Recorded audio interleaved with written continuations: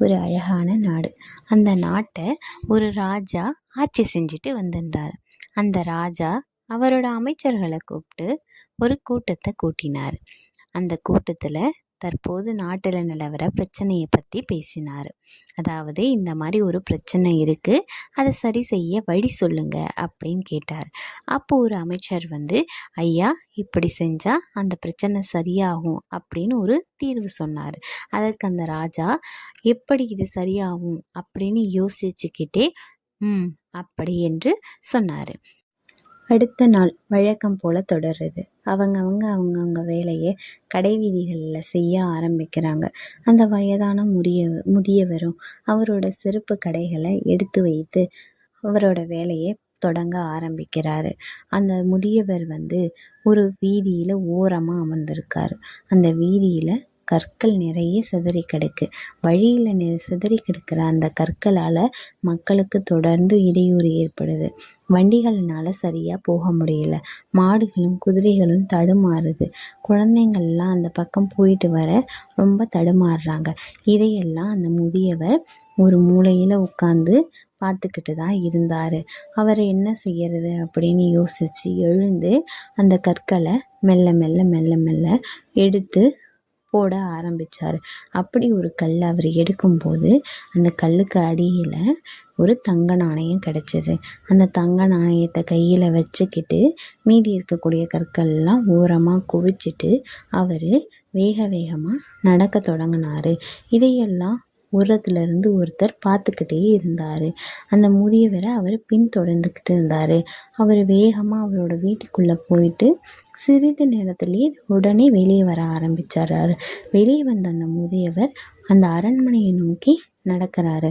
அரண்மனையுள்ளே போயிட்டு இந்த அரண்மனையோட காவலர்கிட்ட, ஐயா நான் கணக்காளரை பார்க்கணும் அப்படின்னு சொல்கிறாரு. கணக்காளரை பார்த்து, ஐயா இந்த மாதிரி கல் அங்கே இருந்தது, நான் அதை எடுத்தேன். அந்த கல்லை எடுக்கும்போது அதுக்கு அடியில் தங்க நாணயம் இருக்குங்க ஐயா. இந்த நாணயத்தை அரசோட கணக்குகளை வச்சுக்கோங்க அப்படின்னு சொல்லி கொடுக்குறாரு. அவர் அப்படி கொடுத்த உடனே அவரும் நன்றி ஐயா அப்படின்னு சொல்லிட்டு கிளம்பிடுறாரு. இதையும் அவரை பின்தொடர்ந்து வந்தவர் பார்த்துக்கிட்டு இருக்காரு. இந்த செய்தி அந்த நாடு முழுவதும் அப்படியே உடனடியாக பரவுது. அப்படி பரவின உடனே அந்த மக்கள்லாம் என்ன செஞ்சாங்க, நமக்கும் இந்த மாதிரி தங்க நாணயம் கிடைக்கும், நாமளும் இந்த மாதிரி கல் எடுக்க ஆரம்பிக்கலாம் அப்படின்னு அங்கங்கே சிதறி கிடக்கக்கூடிய கற்கள்லாம் எடுக்க ஆரம்பிக்கிறாங்க. அந்த மாதிரி எடுத்து ஒரு பக்கம் அப்படியே குவிச்சுக்கிட்டே வராங்க அந்த கல்லெல்லாம். மாதிரி மக்கள் எல்லாரும் கற்களை குவிச்சிட்டு இருக்காங்க. இந்த செய்தியெல்லாம் அப்படி பரவுனதுக்கப்புறம் அந்த அரண்மனையோட அறிவிப்பாளர் வராரு. அவர் என்னென்னு அறிவிக்கிறாருன்னா, ராஜா அவர்கள் உங்களை எல்லாம் இன்று மாலை 4 மணி அளவில் சந்திக்கணுமா, அதனால் எல்லாரும் பொது அரங்களை கூட்டிடுங்க அப்படின்னு சொல்லிடுறாரு. ராஜாவும் எல்லாரையும் பார்க்குறாரு. எல்லாரையும் பார்த்து அந்த முதியவரை பற்றி பேச ஆரம்பிக்கிறாரு.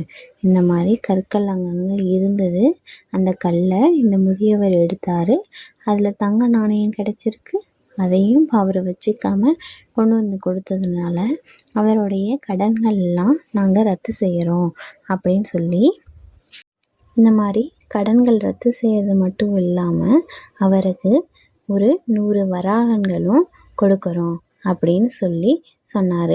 எல்லாரும் உடனே அங்கேயும் இங்கேயும் அப்படி இப்படி அவங்கவுங்க மாற்றி பார்த்துக்கிட்டாங்க மக்கள் அவங்களுக்குள்ளேயே.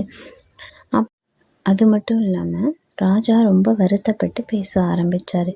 என்னன்னா, இந்த நாடு நல்ல வளமாக இருந்தாலும் ராஜாவாகிய அவர் நல்லா பார்த்துக்கிட்டாலும் நீங்கள் ஏன் ஒரு தங்க நாணயம் கிடைக்கிதுன்னு நீங்கள் எல்லாரும் கற்களை எடுக்க ஆரம்பிச்சிங்கன்றது எனக்கு தெரியல, அது என்னை வருத்தத்துக்கு உள்ளாக்குது அப்படின்னு சொன்னார். அப்புறம் அமைச்சர் ஒருத்தர் எழுந்து சொன்னார், என்ன அப்படின்னா, நம்ம நாட்டில் கோவில் கட்டுறதுக்காக கற்கள்லாம் கொண்டு வந்தோம், அந்த கற்கள்லாம் அங்கங்கே சிதறடிச்சு வரும் வழியில் அதை எப்படி மக்களுக்கு இடையூறு இல்லாமல் விரைவாக ரெடி பண்ணணும், சுத்தம் பண்ணணும் அப்படின்னு யோசித்தப்ப அமைச்சர் ஒருவர் இந்த இந்த தீர்வை கொடுத்தாரு. இருந்தாலும் மன்னர் அவர் ரொம்ப யோசிச்சாரு, நம்ம மக்கள் அப்படி செய்வாங்களா அப்படின்ட்டு. ஆனால் கடைசியில் நீங்கள் எல்லாரும் அந்த அமைச்சர் சொன்ன மாதிரியே ஆசைப்பட்டு இந்த பிரச்சனையை தீர்த்து வச்சிட்டீங்க. இது எனக்கு ஒருபுறம் நன்மையாக இருந்தாலும் மறுபுறம் எனக்கு ரொம்ப வருத்தமாக இருக்குது அப்படின்னு மன்னர் வருத்தப்பட்டதா மக்கள் எல்லார்கிட்டையும் சொன்னார். முடிவில் இந்த பொது அரங்கில் இருந்த மக்கள்லாம் கலைக்கப்பட்டு எல்லாரும் வெளியே போயிட்டாங்க. அப்போ அந்த முதியவரை கூப்பிட்டு அவருக்கான பரிசு பொருட்களும் அவருக்கான நாணயமும் கொடுத்தாங்க. அப்படி கொடுத்துட்ருக்கும்போது அவரை பின்தொடர்ந்து வந்த அமைச்சர் ஐயா, நீங்கள் தங்க நாணயத்தை எடுத்ததும் நேராக அரண்மனைக்கு வராமல் ஏன் நடுவில் வீட்டுக்கு போயிட்டு வந்தீங்க அப்படின்னு கேட்டார். அதுக்கு அந்த முதியவர் சொன்னார், ஐயா, என் மனைவியும் நானும் ரொம்ப நாளாக வறுமையில் தான் இருக்கோம். இந்த நாணயத்தை நாங்கள் எப்போ பார்ப்போம் தெரியாது. நான் இன்னைக்கு பார்த்துட்டேன். என் மனைவி பார்க்கணும் இல்லையா, அதுக்காக தான் அவங்கக்கிட்ட கொண்டு போய் காமிச்சிட்டு வந்தேன். வேற ஒன்றும் இல்லை ஐயா அப்படின்னு சொல்லிட்டு கிளம்புனாரு. இதில் அவரோட நேர்மைக்கு வராகன் போல விலை குறைந்த பரிசு பெற்றாலும் அவரோட மதிப்பு தங்கத்தை போல உயர்ந்துடுச்சு. அவரோட கடனும் அடைஞ்சிருச்சு. எனவே நேர்மையாக இருப்போம். நேர்மையாக இருந்து நல்வழியில் வாழ்வோம். நன்றி.